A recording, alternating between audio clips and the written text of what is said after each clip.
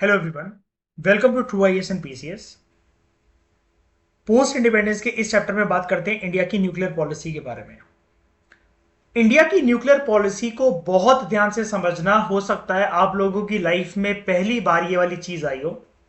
India की nuclear policy evolve ही क्यों हुई, कैसे हुई, ये सारी बातें आपको बहुत ब्रीफ तरीके से और प्यारी तरीके से आपको यहां पर जानने को मिल जाएगी, जिसमें आप आराम से इंट्रोडक्शन, कंक्लूजन एंड थोड़े बहुत बॉडी के पॉइंट्स आप जीएस पेपर 2 या पीएसआईआर में या इंटरव्यू में आंसर करने के लिए आप ये कर सकते हो। टॉपिक पे आगे बढ़ने से पहले, जॉन अब्राहम की एक मूवी आई थी, आपने देखी होगी, पोखरन, नाम सुना होगा या तो। और तब आपको ये चीज उस मूवी से या फिर उससे पहले भी शायद से पता हो कि जब हम न्यूक्लियर टेस्टिंग करते थे वो अमेरिका से छुप कर करते थे, उसकी सैटेलाइट से। जब वो चली जाती थी ग्राउंड मारकर, उसके बाद हम करते थे, है ना। अब आप कहोगे कि जब हम अपने देश में ही न्यूक्लियर टेस्टिंग कर रहे हैं तो हमें डरने की क्या जरूरत है। उस टाइम पर ना जियो पॉलिटिकल सिचुएशंस इंडिया के फेवर में नहीं थी। अमेरिका का रवैया शुरू से भी वैसे भी दोगलेपन का रहता है। अमेरिका ने आज तक भारत को जब भी सपोर्ट करा भी है तो बिना फायदे के, उसका खुद का फायदा ना हो तब तक तो कभी करा भी नहीं है। तो इंडिया ने जिस प्रकार से अपनी न्यूक्लियर पॉलिसी बनाई, ये थोड़ा सा कंट्रोवर्शियल इशू भी है एक प्रकार से, जिसको मैं थोड़े बाद लेवल जब हमारा अप होगा तब मैं समझाऊंगा। लेकिन कुल मिलाकर आज के टाइम पे स्थिति और सिचुएशन ये है कि that we are nuclear power. ये वाली बात याद रखना। अगर आपसे कहीं पर सिर्फ एक लाइन में क्वेश्चन अगर आए कहीं पर भी, चाहे ओरल चल रिटर्न फॉर्मेट में, क्या इंडिया न्यूक्लियर पावर है? जी हाँ, India is a nuclear weapon rich country. India के पास सही मात्रा में, एशिया में अच्छी खासी मात्रा में न्यूक्लियर वेपन्स अवेलेबल है। India, yes, India is a nuclear power. चलो स्टार्ट करते हैं। 1960s और 1970s के दशक में बहुत सारे घटनाक्रम चल रहे थे। उनमें से एक घटनाक्रम ये था, मई 1974 में इंडिया का एक न्यूक्लियर एक्सप्लोजन का टेस्ट करना। अब ये कोई नॉर्मल पटाखा या दिवाली का सुतली बम नहीं था। न्यूक्लियर एक्सप्लोजन करना टेस्टिंग के तौर पर। अगर हम थोड़े से बैकग्राउंड की जाकर बात करें, क्या ये चीज कोई नई है कि ऐसा हमने करा? नहीं। हमारे लीडर्स का शुरू से ही, लाइक नेहरू का शुरू से एक विजन था कि हमारे देश में मॉडर्न आधुनिक भारत में साइंस एंड टेक्नोलॉजी प्रमोट हो। और साइंस एंड टेक्नोलॉजी प्रमोट होते होते 1970s के दशक में एक सिचुएशन ये बन गई कि अगर आपका घर कहीं ऐसे जंगली इलाके में है जहां पर भेड़िए, लकड़बग्गे, शेर, चीते आसपास घूमते रहते हैं, तो आपको घर पे पहरेदारी किसी ऐसे जानवर से करवानी पड़ेगी जो कि उनसे भिड़ सके, लाइक डायनासोर टाइप के जानवर से। इंडिया का न्यूक्लियर वेपन एक्सप्लोजन करना एक उस टाइम की जियोपॉलिटिकल सर्कमस्टांसेस की मजबूरी थी, क्योंकि चाइना से 1962 में युद्ध होना 12 साल पहले, इस डेट से, इस ईयर से 12 साल पहले, 62 में वो, उससे पहले आजादी के साथ ही पाकिस्तान से युद्ध होना, 65 में फिर युद्ध होना, 71 में फिर युद्ध होना। इंडिया को इस टाइम तक यह समझ में आ गया था कि पड़ोसी राज्य जो हैं उनसे हमारी कभी भी भिड़प हो सकती है, कभी भी भिड़प हो सकती है पड़ोसी राज्यों से। तो हमें कोई ऐसा पहरेदार रखना पड़ेगा कि कल को अगर इनका रवैया इंडिया के अगेंस्ट जाता है, तो देखो इंडिया को एक चीज पता थी, यूएसएसआर ने अभी तो हमारे साथ Indo Soviet treaty of peace friendship and cooperation 20 साल के लिए साइन कर ली है। लेकिन इंडिया ने इस ईयर से 3 साल पहले 1971 में एक तगड़ा घटनाक्रम यह भी देख लिया था कि पाकिस्तान के साथ जब हमारी भिड़प हुई, पाकिस्तान का वो अंदरूनी मामला था, लेकिन पाकिस्तान ने हमारे ऊपर ब्लेम लगाकर कि भारत की साजिश है ये पाकिस्तान को तोड़वाना, ईस्ट पाकिस्तान को बांग्लादेश बनवाना। उस टाइम पर इंडिया ने पाकिस्तान का ये रवैया देख लिया था। सिर्फ पाकिस्तान के एक इशारे पर, एक कहने पर, एक रणनीति पर दो पावर ब्लॉक, दो एक प्रकार से पावर स्ट्रक्चर्स साथ में आ गए थे और 3 एक्सिस अलायंस बना लिया था पाकिस्तान के साथ मिलकर, यूएसए, चाइना और पाकिस्तान। अगर इस प्रकार के इवेंट्स फ्यूचर में होते हैं और अगर वो सच में हमारे ऊपर अटैक कर देते, तो हमारी तो ऑलरेडी बेइज्जती हो चुकी है 1962 में, 1962 में चाइना की युद्ध के साथ, और इससे बड़ा ह्यूमिलेशन, इंटरनेशनल ह्यूमिलेशन कोई हो नहीं सकता। तो हमने रिस्क ना लेते हुए शेर और चीते का हम घर पे लेकर आ गए एक अच्छी खासी राइफल, कि जब भी हमें खतरा आन पड़ेगा, प्यार से बात करना हमारी फॉरेन पॉलिसी का पार्ट है। लेकिन इसके साथ ही इंडिया ने इस न्यूक्लियर एक्सप्लोजन का टेस्ट करते हुए दुनिया के विभिन्न देशों को ये चेतावनी दे दी, स्पेशली नेबरिंग कंट्रीज को, कि देखो फॉरेन पॉलिसी में सबसे पहला जो पहल है भिड़प की, लड़ाई की, वो हमारी तरफ से नहीं होगी। हम हमेशा टेबल पे बात करने के लिए राजी होंगे, लेकिन अगर सिचुएशन आउट ऑफ कंट्रोल जाती है तो यह मत समझना कि हमने हाथों में चूड़ियां पहन रखी हैं। और उसी के साथ इंडिया ने अपनी फॉरेन पॉलिसी में एक नई मिरर इमेज दी, न्यूक्लियर पॉलिसी। क्या ये इंट्रोडक्शन बैकग्राउंड समझ में आया सबको? मैं आगे बढ़ूं, आगे बढ़ूं, ठीक है। एक सिग्निफिकेंट कंपोनेंट नेहरू जी के इंडस्ट्रियलाइजेशन प्लान्स का यह भी था कि नेहरू जी 1940s में ही ये वाली चीज चाहते थे कि हमारे देश में एक न्यूक्लियर प्रोग्राम जरूर हो। अब मैं आपको एक बात बिल्कुल क्रिस्टल क्लियर कर देना चाहता हूं। इंडिया की न्यूक्लियर पॉलिसी, अभी तो मैंने आपको जो भी इमेज दी तो आपको यह लगा होगा कि हमें दुश्मन देशों से बचने के लिए, नेबरिंग कंट्रीज का कल को कोई मतलब हमारा पालतू जानवर हम पे अटैक ना कर दे, लाइक पाकिस्तान एंड चाइना जो अच्छे अच्छे बन रहे हैं हमारे साथ, हिंदी चीनी भाई भाई चल रहा है, या अभी तक जो हमारे देश का पार्ट थे, कल को वो मतलब फॉर एग्जांपल लेब्राडोर से डोबरमैन ना बन जाए, वो लॉयल्टी से बिल्कुल खतरनाक ना हो जाए वो। तो हमने न्यूक्लियर प्रोग्राम, अभी आपको ये झलक मिली होगी मेरी फर्स्ट एक्सप्लेनेशन से, कि शायद से लड़ाई से बचने के लिए या फिर दुश्मनों को डराने के लिए हमने लॉन्च करा, लेकिन नहीं। अब इसका दूसरा एंगल मैं समझाता हूं। एक तो अगर मैं बंदूक लेकर घूम रहा हूं और मैं किसी से बात कर रहा हूं, इसका मतलब ये नहीं होता मैंने किसी को धमकी दे रहा हूं, लेकिन वो एक चीज ये साझा करती है मेरे बारे में कि अगर मेरी बेल्ट पर मेरी पिस्टल लगी हुई है तो मुझ पे ना कोई हाथ नहीं उठा सकता, मेरी कोई कॉलर नहीं पकड़ सकता, क्योंकि अगर मेरा हम्बल नेचर है तो वो मेरी गर्दन गर्दन तक है। उसके नीचे अगर कोई मेरे कॉलर या गिरबान पे हाथ डालने की कोशिश करेगा तो कमर पर पिस्टल भी लटक रही है जो कि फुल लोडेड है। यह न्यूक्लियर प्रोग्राम का एक एंगल था। दूसरा एंगल क्या, इंडिया कभी भी न्यूक्लियर एनर्जी को या न्यूक्लियर वेपन्स को कभी भी अटैक करने के पर्पज से या कभी भी किसी कंट्री को गुलाम बनाने के पर्पज से या उनको ह्यूमिलेट करने के पर्पज से कभी इंडिया का न्यूक्लियर जो प्रोग्राम था कभी इस उद्देश्य के साथ कभी लॉन्च नहीं करा गया। और यही नेहरू जी का विजन भी था। हम लोगों का न्यूक्लियर प्रोग्राम जो था हिंदुस्तानियों का, वो सिर्फ एक बात के ऊपर सीमित था, एक पिलर पर टिका हुआ था कि हम न्यूक्लियर एनर्जी को यूज करना चाहते हैं ओनली फॉर पीसफुल पर्पसेस और इलेक्ट्रिसिटी जनरेशन के लिए। और न्यूक्लियर एनर्जी के तौर पर हमें कुछ पावर प्लांट सेटअप करने थे। आज के जमाने में जनरली कशिश ये वाले पावर प्लांट्स ना आपको सदर्न इंडियन स्टेट्स पे कोस्ट के किनारे देखने को मिलते हैं। और उसका रीजन कशिश ये है कि ये जो कोस्टल इलाके होते हैं ना, इसमें अगर कोई भी एक्सप्लोजन करना है, वो करना है तो पानी ये पानी में तो जाकर गिरेंगे, समझ गए, लैंड पे। क्योंकि अगर कोई भी इसकी रेडिएशन अगर लीक हो गई तो बहुत ज्यादा पॉपुलेशन मर सकती है और हमें आफ्टर इफेक्ट्स पता नहीं। कई लोगों ने जैसे कोविड के टाइम पर, हमें तो आपको पता होगा ये चीज कही थी कि जो कोरोना वायरस है ना वो चाइना के एक एक्सपेरिमेंट के तहत लीक हो गया लेबोरेटरी से। एक उसका बायो केमिकल या बायो वॉरफेयर करना चाहता था चाइना। और ये चीज ना बहुत खतरनाक है कि कल को ऐसे अगर वायरस अगर लीक हो गया या कल को अगर कोई कंट्री जो है आज के टाइम में कोई किसी के ऊपर बम या गोली नहीं छोड़ेगा, हो सकता है वो ऐसा वायरस छोड़ दे। और कोविड ने एक ऐसा वायरस जिसको आंखों, एक ऐसी चीज जिसको आंखों से नहीं देखा जा सकता, उसने इस अर्थ की पूरी किसी बाउंड्रीज को बिल्कुल रिस्पेक्ट नहीं करा। चाइना की लैब से निकलता हुआ कोई भी ऐसा देश या कोई भी ऐसा व्यक्ति था कि जो उसकी चपेट में या प्रभावित ना हुआ उससे डायरेक्टली या इनडायरेक्टली। और एक ऐसी चीज जिसको आंखों से देखा भी नहीं जा सकता। हमारे न्यूक्लियर एनर्जी का प्रोग्राम का पर्पस यही है, यही था, यही है और फ्यूचर भी यही है कि हम पीसफुल पर्पसेस के लिए न्यूक्लियर एनर्जी को, लाइक इलेक्ट्रिसिटी जनरेशन या कुछ भी ऐसा करना, पावर डेवलपमेंट, इनके उद्देश्य के साथ हम इसको लॉन्च करना चाहते हैं, बरकरार रखना चाहते हैं। कभी भी कोई ऐसा न्यूक्लियर वेपन बनाना कि जो किसी के देश पर जाकर गिर पड़े और हम कहते सॉरी सॉरी गलती से हो गया, आपका तो देश नक्शे से ही गायब हो गया, सॉरी। हिरोशिमा नागासाकी की तरह ऐसा ना हो, ठीक है। तो कोस्टल इलाकर में, कोस्टल एरियाज में, कोस्टल स्टेट्स में जनरली हम लोग ये न्यूक्लियर पावर प्लांट सेटअप करते हैं।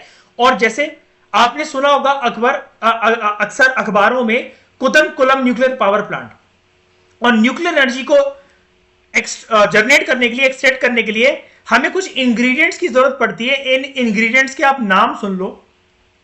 एक होता है थोरियम, दूसरा यूरेनियम, और तीसरा plutonium. Thorium, uranium, plutonium. UN की एक एजेंसी है, कशिश आपको याद होगा, हमने यूएन वाले चैप्टर में पढ़ी थी, IAEA। गलत लिख दिया मैंने, IAEA, international atomic energy agency. एक बॉक्स में पढ़ी थी हमने, याद है कशिश और बाकी सबको? हमने IAEA की टीम को यह बोला हुआ है कि हम न्यूक्लियर एनर्जी पीसफुल पर्पस के साथ यूज करते हैं। अगर आपको हम पे विश्वास ना हो, हम क्योंकि यूएन के पार्ट हैं, हम उसके मेंबर हैं, आप जब मर्जी अपनी टीम को भेजो इंस्पेक्शन करने के लिए, और आप देख लो कि हम क्या न्यूक्लियर वेपन की डेवलपमेंट कर रहे हैं इस न्यूक्लियर पावर प्लांट से, या कैसे भी करके आप हमारे देश में चप्पे चप्पे पे छानबीन कर सकते हो। और ये एक प्रकार से न्यूक्लियर एनर्जी की फील्ड में, दोस्तों मेरी बात सुनने जाना, बहुत इंपॉर्टेंट बात एक बोलने जा रहा हूं। न्यूक्लियर एनर्जी की फील्ड में अगर वर्ल्ड लेवल पर कोई सीबीआई की तरह, रॉ की तरह कोई जांच करता है न्यूक्लियर एनर्जी की फील्ड में, मतलब बिना वार्निंग दिए आपके देश के दरवाजे पर आकर घंटी बजा देते हैं अनचाहा मेहमान, कभी भी इंस्पेक्शन करने चले जाते हैं, सरप्राइज इंस्पेक्शन। और इसी इंस्पेक्शन के तहत ईरान के न्यूक्लियर प्रोग्राम के ऊपर बंदिशें लगी थी। यूएसए ने अब पता नहीं क्या तिगड़म खेली थी, लेकिन IAEA ने ब्लेम लगा दिया था ईरान के ऊपर कि ईरान न्यूक्लियर एनर्जी को न्यूक्लियर वेपन्स बनाने के लिए यूज कर रहा है। तो इसलिए जो ये बोला जाता है P5, 5 permanent members of UN plus 1 country, P5+1, इसमें ईरान के ऊपर बंदिशें लग गई थी। और नॉर्थ कोरिया को इसलिए बर्खास्त कर रखा यूएन ने और IAEA ने कि वो भी ऐसी हरकतें करता है। IAEA के प्रोटोकॉल और मैंडेट के अंतर्गत कोई भी कंट्री न्यूक्लियर एनर्जी को न्यूक्लियर वेपन्स बनाने के लिए यूज नहीं कर सकती, क्योंकि याद करो कोल्ड वॉर का सिनेरियो, कभी कोई मिस्चीवियस एक्टिविटी अगर हो गई तो आप तो यही तो बोल पाओगे, ओ सॉरी यार न्यूक्लियर वेपन लॉन्च हो गया यार, हमारा ऐसा उद्देश्य नहीं था, कान पकड़े सॉरी बोल रहे हैं, सॉरी, कोई बात नहीं, कंट्री तुम्हारी गायब होगी, तुम लोग आके यहां रह लेना, जितने टेढ़े बेड़े तुम्हारे बच्चे पैदा होंगे कोई बात नहीं, तुम आके यहां रह लेना, कोई टेंशन नहीं। हम मिड डे मील स्कीम के तहत उनका एनरोलमेंट करवा देंगे और उनको भी खाना वाना मिल जाएगा, और जितनी सुंदर सुंदर तुम्हारे देश की बंदियां होंगी उनको हम अपने घर रख लेंगे।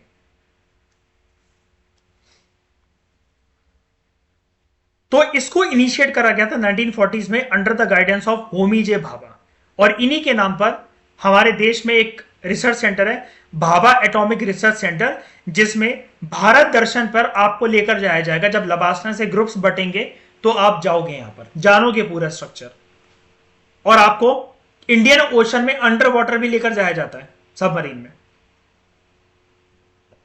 पूरे का पूरा स्ट्रक्चर समझाने के लिए, कश्मीर से कन्याकुमारी, गुजरात से अरुणाचल, अंडमान निकोबार, हवा में और पानी के अंदर भी। India wanted to generate atomic energy for peaceful purposes, ये इंडिया ने साफ कर दिया था। नेहरू खुद भी अगेंस्ट है न्यूक्लियर वेपन के, तो उन्होंने ये कहा था कि जो सुपर पावर्स है ना, ये जो न्यूक्लियर वेपन्स की रेस करती जा रही हैं, याद करो एक सब लोग, हमने जब कोल्ड वॉर के बारे में जब पढ़ा था, मैंने एक बात बताई थी ना, it was a arms race, arms struggle थी वो, आर्म्स मतलब हथियार, और न्यूक्लियर वेपन बहुत ज्यादा बन रहे थे, और जिनकी इंटेंसिटी हिरोशिमा नागासाकी में गिरे हुए लिटिल बॉय और फैट मैन से भी ज्यादा थी। तो इंडिया ने एक आवाज उठाई कि हम चाहते हैं कॉम्प्रिहेंसिव तरीके से न्यूक्लियर डिसआर्मामेंट करें सुपर पावर्स यूएसए और यूएसएसआर, कोल्ड वॉर के राइवल्स अपने आप को निहत्ता कर दें न्यूक्लियर वेपन से, डिसआर्म कर लें अपने आप को, जितने की डेवलपमेंट हो रखी है उनको, उन न्यूक्लियर वेपन्स को बर्बाद कर दें, ताकि कोई भी कल को मिसहैपनिंग ना हो जाए, क्योंकि न्यूक्लियर वेपन कहीं पर भी फटता है, it can distort anything and everything just in a blink of eye, एक पलक झपकने की देरी होती है। लेकिन फिर भी न्यूक्लियर वेपन्स वर्ल्ड में डेवलप होते रहे, विभिन्न कंट्रीज न्यूक्लियर प्रोग्राम को अपने जारी रखती रही और न्यूक्लियर एनर्जी को पीसफुल पर्पसेस से बोलते बोलते न्यूक्लियर वेपन्स की डेवलपमेंट में यूज करती रही। जब कम्युनिस्ट चाइना ने न्यूक्लियर टेस्ट कंडक्ट करे 1964 के अंदर, तो 5 न्यूक्लियर वेपन पावर जो थी, यूएस, यूएसएसआर, यूके, फ्रांस और चाइना उस टाइम पर इस ग्रुप में शामिल हो गया और यही पांचों की पांचों कंट्री जो थी ये परमानेंट मेंबर्स भी थी यूनाइटेड नेशन सिक्योरिटी काउंसिल की। अब इन्होंने क्या सोचा, हमारे पास तो न्यूक्लियर वेपन है, हम अपने ध्यान से सुनना, इन पांचों के पास अच्छी खासी संख्या में न्यूक्लियर वेपन्स थे। अभी तक 4 के पास थे, US, USSR, UK, France. China ने जब अक्टूबर महीने में 1964 में कंडक्ट करा न्यूक्लियर टेस्ट, तो वो भी न्यूक्लियर ग्रुप में शामिल हो गया और ये पांचों के पांचों परमानेंट मेंबर थे। इंडिया बेवकूफ, सीट ऑफर करी गई थी सिक्योरिटी काउंसिल में, वो चाइना को दे दी थी। अब भले किसी की पड़ती नहीं, लेकिन 5 परमानेंट मेंबर जब एक साथ एक टेबल पे बैठते हैं तो रोज की डिस्कशन तो होगी। तो इंडिया काफी दूर हो गया फिर बाकी 4 न्यूक्लियर पावर कंट्रीज से। अब इन चारों ने दिमाग ये लगाया 4 साल बाद 1968 में कि हम ना न्यूक्लियर वेपन्स हमारे पास, दोस्तों देखो, बड़े सारे हैं, बड़े सारे न्यूक्लियर वेपन्स हैं हमारे पास, लेकिन फ्यूचर में हम 5 कंट्रीज, 195 देश बाकी डेवलप ना करें न्यूक्लियर वेपन्स, हम उनके ऊपर बंदिशें लगाते हैं। तो बाकी सबने पूछा कैसे, तो उन्होंने बोला हम ट्रीटी लेकर आते हैं, NPT, nuclear non proliferation treaty. 68 में ट्रीटी आई थी। आज भी हर 2 साल में से 1 साल में आपको पीएसआईआर में और जीएस पेपर 2 में इसके ऊपर क्वेश्चन मिल जाएगा। और पीएसआईआर अगर ऑप्शनल है तो इंटरव्यू में तो हर साल का क्वेश्चन मान लो ये पूछने का कि इंडियन एनपीटी को साइन क्यों नहीं करा। 12 महीने की विजन की मैगजीन में से 2-3 बार तो आर्टिकल इसका देखने को मिल ही जाएगा आपको आईआर के सेक्शन में एनपीटी का। इंडिया हमेशा से एनपीटी को डिस्क्रिमिनेटरी मानता हुआ है, क्यों? यही क्वेश्चन आता है यूपीएससी में, चाहे पीएसआईआर चाहे पेपर 2 हो, और इंडिया ने कभी इसको साइन नहीं करा। तो क्वेश्चन यही है, क्यों साइन नहीं करा? अगर यहां पर इस ट्रीटी का नाम है nuclear non proliferation, non proliferation का मतलब होता है मल्टीप्लिकेशन, प्रोलिफरेशन का मतलब होता है मल्टीप्लिकेशन। जब बात यहां पर टर्म आ रही है नॉन प्रोलिफरेशन यानी कि नॉन मल्टीप्लिकेशन, तो क्या सिर्फ 195 देश ही डिसआर्म करेंगे क्या अपने आप को? तुम क्यों नहीं करोगे? तो ये बोलते हैं, एनपीटी में साफ लिखा हुआ है कि जिनके पास 1968 से पहले जिन पावर्स के पास न्यूक्लियर वेपन्स हैं वो रख सकते हैं, इसके बाद से डेवलपमेंट नहीं होगी, और अगर इसके बाद से डेवलपमेंट हुई भी है तो उसको धीरे धीरे करते करते कम करा जाएगा। तो यानी कि इंडिया बोलता है कि तुम तो ऑलरेडी डेवलप कर चुके थे ना, तुम पांचों कंट्रीज, तो यूएसए, यूएसएसआर, यूके, फ्रांस और चाइना, न्यूक्लियर वेपन्स। तो तुम जो कैप लगा रहे हो, एक जो ईयर की जो अपर सीलिंग लगा रहे हो कि 68 के बाद, तो उससे पहले तो तुम्हारे पास तो न्यूक्लियर वेपन्स हैं। ये तो वही वाली बात हो गई कि मैं किसी के सामने बंदूक लेकर खड़ा हूं, वगैरह, पहले तू नीचे कर, उसके बाद करूंगा मैं नीचे। क्यों भाई? When India conducted its first nuclear test, इसको पीसफुल एक्सप्लोजन माना गया। लीडर्स को ना सफाई देनी पड़ती है मीडिया के सामने, तो हमने बोला ये पीसफुल पर्पस के लिए, और नेहरू जी की बात आज तक बरकरार है कि हम कभी भी किसी भी न्यूक्लियर एनर्जी को न्यूक्लियर वेपन्स बनाने के लिए यूज नहीं करेंगे। इंडिया ने बोला कि हम भली भांति न्यूक्लियर एनर्जी की पावर को, यूजफुल पावर को भी और उसकी विनाशकारी पावर को भी बहुत अच्छे से पहचानते हैं, और हम न्यूक्लियर पावर को सिर्फ और सिर्फ peaceful purposes, energy generation, power generation, इसके लिए यूज करेंगे, ना कि किसी को डराने धमकाने या किसी पर आक्रमण करने। पता चला ऐसा नहीं करेंगे कि कोस्टल रीजन में एक पावर प्लांट सेटअप कर रखा है, वहां पर न्यूक्लियर टेस्ट हुआ, श्रीलंका के ऊपर गिरा दिया, वो छोटा सा यार आइलैंड कंट्री तो थी, कोई बात नहीं, मिट गई तो मिट गई। बहुत ध्यान रखा जाता है। इसलिए जब गैस लीक की कभी भी कोई न्यूज आती है ना किसी भी कंट्री से न्यूक्लियर पावर प्लांट की, आईएईए की टीम फटाफट एक्टिव हो जाती है और फिर सैंक्शंस लग जाते हैं उस कंट्री के ऊपर, और उस टाइम पर तुम सॉरी नहीं बोल सकते। There are some mistakes in life for which there is no sorry. Bhopal gas tragedy उनमें से एक चीज थी, मतलब हालांकि वो न्यूक्लियर पर उससे रिलेटेड नहीं थी, लेकिन आज भी तुम देखो, कहते हैं कि हिरोशिमा नागासाकी में या भोपाल के स्ट्रेटेजी में उस रीजन में रेडिएशन आज भी हैं सर। और न्यूक्लियर वेपन कितना हार्म कर सकता है किसी भी चीज को, इसका कोई अंदाजा भी नहीं है किसी को।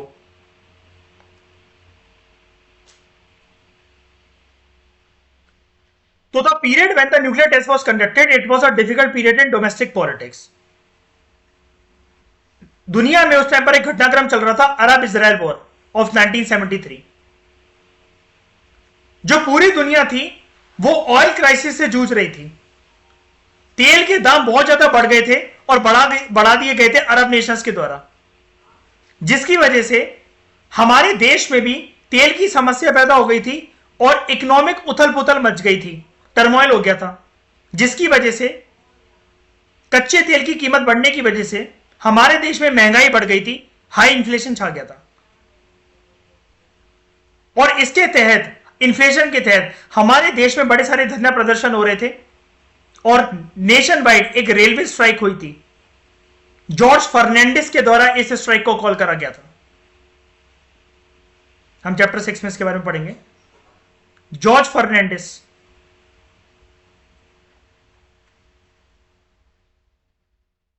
Although there are minor difference among political parties कि किस प्रकार से हमें एक्सटर्नल रिलेशंस कंडक्ट करने चाहिए, इंडिया की जो राजनीति है उसमें जनरली इस बात पर एक ब्रॉड एग्रीमेंट है कि अमंग्स द पार्टीज और नेशनल इंटीग्रेशन, जो भी पार्टीज बात करती हैं कि पूरे देश एक ही है, उसको रीजन वाइज, स्टेट वाइज, गली मोहल्ले वाइज नहीं देखना चाहिए। तो वो ये मानते हैं कि इंटरनेशनल बाउंड्रीज को भी प्रोटेक्ट करना जरूरी है, क्योंकि जो जो राज्य इंटरनेशनल बाउंड्रीज से जिनकी सीमा जुड़ी हुई है उन पे कभी भी खतरा आन पड़ सकता है कि अगर वो पड़ोसी देश इंडिया को बुरी नजर से देख रहे हैं तो। और जो कि इंडिया ने देखा भी, फ्रॉम 1962 टू 71 3 वॉर लड़े हमने।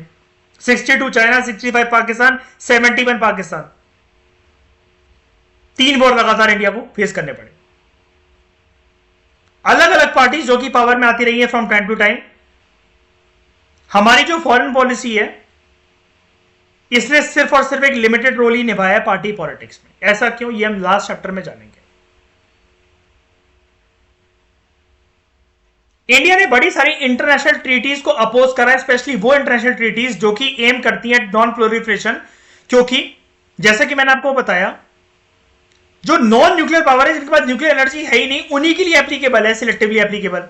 और जबकि ये ट्रीटीज लाइक एनपीटी लेजिटिमाइज कर देती हैं, सही करार दे देती हैं, सही ठहरा देती हैं इस बात को कि जो 5 न्यूक्लियर वेपन रिच स्टेट्स हैं उनके पास ये सोल अधिकार, सोल मोनोपोली होनी चाहिए कि they can maintain nuclear weapons, because उनको पता है कि न्यूक्लियर वेपन्स को कैसे संभालना चाहिए।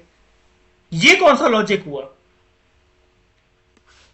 ये तो कोई लॉजिक नहीं हुआ कि एक शेर का जो एक ट्रेनर अगर शेर को ट्रेन कर रहा है तो कभी शेर उसको नहीं काटेगा। ये तो कोई लॉजिक नहीं हुआ कि किसी ने अगर अपने घर पर रॉट व्हीलर रख रखा है तो रॉट व्हीलर अपने मालिक को कभी नहीं काटेगा, कि हमें संभालना आता है। इंडिया ने इसको अपोज करा कि ये जो एनपीटी इन 5 पावर्स के द्वारा क्या करा गया था 1995 में, इनडेफिनेट पीरियड के लिए एक्सटेंड कर दी गई थी। पहले 5 पावरफुल कंट्रीज बोलते कि 20 साल तक कोई न्यूक्लियर वेपन डेवलप नहीं कर सकता, फिर बोलते हैं 25 साल तक कोई डेवलप नहीं कर सकता। फिर उन्होंने एक ना प्रस्ताव पास कर दिया यूएन में, यूएन के सिक्योरिटी काउंसिल में, कि अनिश्चित काल तक कोई न्यूक्लियर वेपन डेवलप नहीं कर सकता। इंडिया ने बोला अबे चलना। और इसकी वजह से इंडिया की इज्जत करते हैं पूरी विश्व की कंट्रीज के लीडर्स, कि इंडिया के पास भले ही समस्या रही हो, परेशानियां रही हो, लेकिन भारत ना कभी भी किसी दबाव के आगे झुका नहीं। और इंडिया ने ऐसी बड़ी सारी ट्रीटीज थी जो कि मैंने आपको कोल्ड वॉर के टाइम पर बताया था, CTBT, NPT, salt 1, salt 2, start 1, start 2, ये सब ट्रीटीज के नाम है। इंडिया ने फिर उसके बाद न्यूक्लियर टेस्ट कंडक्ट करे इन मे 1998 ऑल्सो, पोखरण। अपनी कैपेसिटी इंडिया ने दिखाई कि न्यूक्लियर एनर्जी को हम लोग मिलिट्री पर्पस के लिए कैसे यूज कर सकते हैं, क्योंकि हम लोग यूज नहीं करेंगे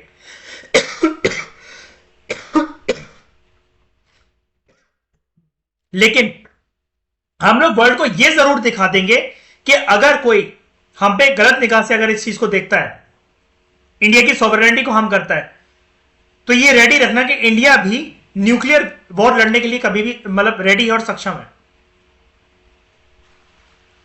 फिर पाकिस्तान को लगा कि भारत के पास तो न्यूक्लियर वेपन्स आ गए, तो पाकिस्तान ने भी अपने आप को एक न्यूक्लियर रिच कंट्री बनाने की कोशिश करी। लेकिन एक बात याद रखना, मैं एक बहुत इंपॉर्टेंट टर्म यूज करने जा रहा हूं, बहुत इंपॉर्टेंट। हालांकि इंटरनेशनल कम्युनिटी जो थी, पूरी की पूरी जो विश्व था, जो हमारे न्यूक्लियर टेस्ट कंडक्ट हो रहे थे भारत पाकिस्तान वगैरह में, अब हम कोई टेस्ट कंडक्ट करते थे तो पाकिस्तान 2 टेस्ट कंडक्ट करता था।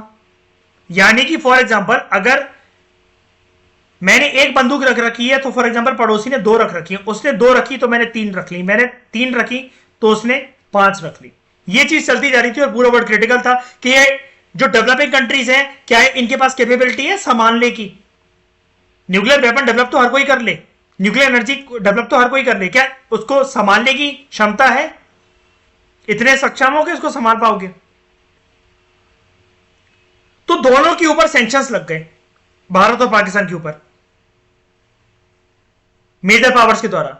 और ये रीजन था जो उस मूवी में दिखाया गया, आप सुनते होंगे। अटल बिहारी वाजपेयी उस टाइम पर हमारे देश के प्रधानमंत्री थे कि हम लोग यूएसए से छुप छुप कर, यूएसए सैटेलाइट भेजता था, उसके पास खबर थी कि हम न्यूक्लियर टेस्ट कंडक्ट कर रहे हैं। हम इसको मानते थे कि हमारी सॉवरेनिटी का हिस्सा, लेकिन हम ना जानबूझकर पंगेबाजी नहीं करना चाहते थे। तो सैटेलाइट का फॉर एग्जांपल, जैसे ये एक टुकड़ा यहां से होकर गुजर जाता था, उसके बाद हम कंडक्ट करते थे। फॉर एग्जांपल ये ऑर्बिट पे तो घूमेगी ना सैटेलाइट, हम पोजीशन ए पर है फॉर एग्जांपल, जब ये होकर गुजर जाता था, हमें लॉन्च करना है ए में, कुछ टेस्ट कंडक्ट करना है, तो जब ये राउंड काट के चले जाएगा यहां से, इतनी दूर हो जाएगा जब ये, तब जाकर हम ये कंडक्ट करते थे। अगर ये पास आ रहा है, इधर सैटेलाइट पास आ रही है, तो हम थोड़ा वेट करते थे, इसकी जब ये यहां चली जाती थी तब हम स्टार्ट करते थे। फिर जब ये दोबारा घूमकर इधर आना चाहती थी तब हम दोबारा वेट करते थे। देखना उस मूवी में बड़े अच्छे से समझाया गया। इंडिया की जो न्यूक्लियर डॉक्ट्रिन है ना, न्यूक्लियर पॉलिसी जो है, उसमें हम लोग एक बात को बता देते हैं दुनिया को, जब हमने कंडक्ट कर लिया था सक्सेसफुली, और फिर जब हमने रिवील कर दिया था। और मैंने आपको प्रीवियस सेक्शन में बात बताई थी, अटल बिहारी वाजपेयी जी ने ये कहा था कि अगर पाकिस्तान ये करतूत करने की सोचेगा, कभी न्यूक्लियर अटैक करने की कोशिश करेगा, तो एक चीज समझ लेनी चाहिए पाकिस्तान को कि अगली सुबह होने से पहले ये विश्व का मैप तो वैसा का वैसे ही रहेगा, बस उस मैप में से पाकिस्तान नहीं दिखेगा। तो इंडिया ने बोला we respect the principle of no first use. इस चीज को अगर नहीं लिखोगे, आपको पता भी नहीं लगेगा, पेपर तो आपके हाथ में आने नहीं है। 15 में से सिर्फ 1 या 2 नंबर ही मिलेंगे आपको, कितना भी अच्छा न्यूक्लियर पॉलिसी का आंसर लिख देना। नो फर्स्ट यूज का वर्ड आना इंडिया की न्यूक्लियर पॉलिसी में बहुत जरूरी है। आप 2 पेजों का 3 पेजों का आंसर लिखाना, मैं कह रहा हूं 25 नंबर के भी कल को क्वेश्चन आने लगे ना, तो 3 नंबर से ज्यादा नहीं मिलेगा। कितना भी अच्छा आंसर लिख जाना, उसमें कितने मर्जी फैक्ट घुसाया ना, 50 साल के करंट अफेयर लिखाना उसके अंदर, तब भी नंबर नहीं मिलेंगे। क्योंकि वो ये जानेंगे कि जब न्यूक्लियर एनर्जी, न्यूक्लियर पॉलिसी का जब कोई डॉक्ट्रिन नहीं जानता, तो यहां ये बेवकूफ बनेगा, ये बेवकूफ बनेगी कैरेक्टर है।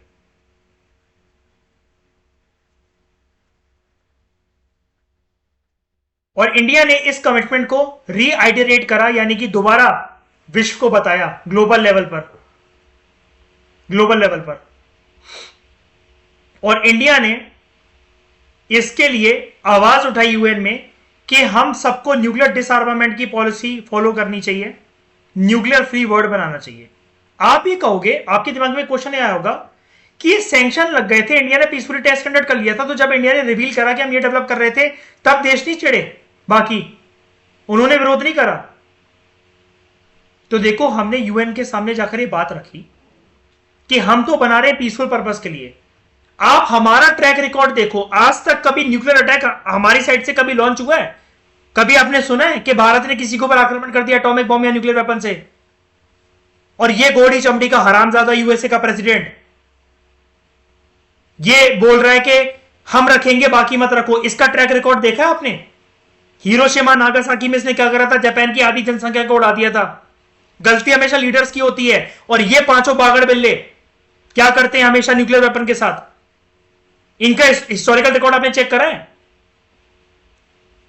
ब्रिटेन बोला हां तो क्या हो गया, तुम्हें तो डिसआर्मामेंट करना चाहिए। हमने बोला ओ नाजायज बाप की औलाद, तू तो वर्ल्ड की पावर रह चुका है, तेरा नाम तो ग्रेट ब्रिटेन था पहले तो, और तेरे ऊपर भी बहुत सारे ऐसे ब्लेम है एक्यूजिशंस हैं, और इनमें से हमने फिर यूएन में जाकर ये बोला कि इन सारी पावर्स में से चेक कर लो कि कोई भी न्यूक्लियर एनर्जी को आज तक किसी ने पीसफुल पर्पस पावर जनरेशन के यूज कर रखा हो। है हिम्मत तो इनको यहां बिठाओ और आईएईए की टीम को भेजो इनकी इंस्पेक्शन करने के लिए। और हमने बोला आईएईए की टीम की औकात भी हम जानते हैं। यूएसए जिस थाली में झूठा करके छोड़ देता है, ये डॉबरमैन है, उसी थाली में जाकर चखते हैं। ये सारी बातें ऑब्वियस ही बातें वैसे नहीं बोली गई थी, मैं एक जोश की टर्म्स में बता रहा हूं बस आपको सीखने के लिए, इसकी नस पकड़ने के लिए कि टॉपिक है क्या ये। तो यानी कि कुल मिलाकर हमने अपने आर्गुमेंट से विश्व को चुप कर दिया। जब हमने अपने एम्बेसडर्स और आईएफएस ऑफिसर्स भेजे यूएन में इस चीज के ऊपर बोलने के लिए, सफाई देने के लिए, और सुपर पावर्स के ये सारे लोग, ये पांचों परमानेंट मेंबर्स चढ़ गए, तो जब हमने बोलना शुरू करा तब वो चीज बहुत अलग थी। वाजपेयी जी को भी एक बारी भेजा गया था भारत की सरकार के द्वारा, उस टाइम पर जबकि इंदिरा गांधी लीडरशिप में थी और ये अपोजिशन में थे, लेकिन फिर भी इंडिया की एक रेपुटेशन को एक ऐसा मुद्दा हो गया था जब हमने वाजपेयी जी को भेजा और भारत की सरकार ने सैंक्शन लगा दिए थे वाजपेयी जी के ऊपर और सारे आईएफएस ऑफिसर एम्बेसडर के ऊपर, राजदूतों के ऊपर, कि बाहर के कभी प्लेटफॉर्म्स पे जाकर इतनी देर मत बोला करो। वाजपेयी जी को बोलने का बहुत शौक था, घंटों घंटों किसी मुद्दे पर बात करवा लो, मेरी तरह छोटा सा 1 मिनट का मुद्दा है 11-11 घंटे बुलवा लो। 14 घंटे यूएन में बोल गए थे जाकर, जब भी आए तो उनको बोला, और क्या तारीफ थी उनकी। उसके बाद तो पूरा विश्व जान गया था वाजपेयी जी को, पूरा विश्व जान गया था। और इंदिरा गांधी जब पीएम थी ना, जब वो वाजपेयी जी से मिली थी, तो इंदिरा गांधी की नजर थी, वो समझ जाती थी कि किसमें क्या क्षमता है। वाजपेयी जी के लिए पॉलिटिकल ग्राउंड इंदिरा गांधी ने तय करा था। उन्होंने किसी से बोला था कि इनको जरूर समझाना कि एडमिनिस्ट्रेशन वर्क कैसे करता है, मैं इनके चेहरे से पहचान सकती हूं, नाम बदल देना मेरा ये कल को अगर प्रधानमंत्री ना बने तो। और वही हुआ। मेरे दादाजी के क्लासमेट थे, साथ में पढ़े हैं दोनों 12 तक, ग्वालियर से ही हैं क्योंकि वो, और ग्वालियर से ही सांसद थे। और इतने हम्बल पर्सन कि मेरे फादर एक बार ग्वालियर स्टेशन पे थे, तो वाजपेयी जी कुत्तों को बिस्किट खिला रहे थे। अब नॉर्मल कोई भी पर्सन वो शौक हो जाएगा, यार ये कोई देखा देखा सा बंदा लग रहा है, अरे कौन है, कौन से अंकल है, और प्रधानमंत्री थे उस टाइम पर वो, और ग्वालियर स्टेशन पे कुत्तों को बिस्किट खिला रहे थे। फिर पापा जाके मिले, उन्होंने बताया कि मैं इनका बेटा हूं और आप लोग साथ पढ़े हो। और बहुत humble down to earth person. 14 घंटे यूएन में बोल गए थे, तब हमने ये चीज बोली, सैंक्शन लगाया हम सारे आईएफएस ऑफिसर्स के ऊपर कि देखो, कभी कभार होता है कि जब आप ज्यादा बोल जाते हो तो आपको पता भी नहीं लगता कि आप क्या क्या बोलते चले जा रहे हो। जैसे जब मैं अपने लेक्चर सुनता हूं तो मैं कब जाता हूं, अभी पागल है दीपांग, क्या क्या बोल जा रहा है यूट्यूब पे यार, कुछ भी। तो उस टाइम पर ये बोला गया कि आपने बोला तो बहुत बढ़िया, लेकिन गलती से कुछ मुंह से कुछ निकल जाता तो, और वहां तो सॉरी का स्कोप भी नहीं है, पूरा विश्व आपको देख रहा है। मतलब ऐसी इनकी प्रेजेंस थी। ये जो शिफ्टिंग अलायंसेस का टॉपिक है, ये हम 6 चैप्टर में करेंगे, और 9 चैप्टर में जब इमरजेंसी 1975 में लगेगी, उसके बाद हम देखेंगे कि कांग्रेस के साथ और दूसरे कंट्रीज के फॉरेन रिलेशन के साथ हमारा क्या हुआ। ये चैप्टर हमने वर्ड टू वर्ड कॉम्प्रिहेंसिव तरीके से कवर करा, एक भी एंगल बाकी नहीं है। लेट मी चेक, कोई बॉक्स वगैरह कुछ रह तो नहीं गया। कारगिल पढ़ लिया, कारगिल पढ़ लिया, ये सीन इंडिया पढ़ लिया, पढ़ लिया। एक सेकंड, एक सेकंड, एक सेकंड,